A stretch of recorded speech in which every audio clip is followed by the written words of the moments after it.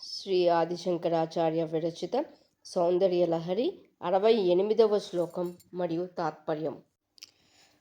భుజశ్లేషాన్నిత్యం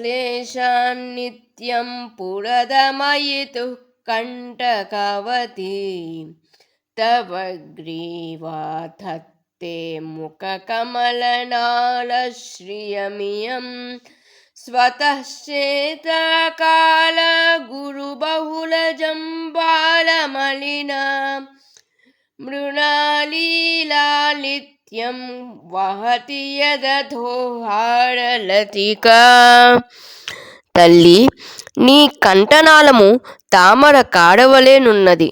త్రిపురాంతకుడైన శివుని భుజాలింగనం చేత కలిగిన పులకింతలే ఆ కాడకు కంటకముల వలె ఉన్నవి.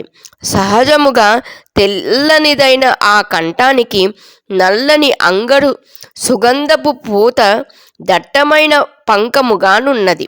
దాని క్రిందుగా నున్న ముత్యాల హారాలు తామర తూండ్ల లాలిత్యముగానున్నవి.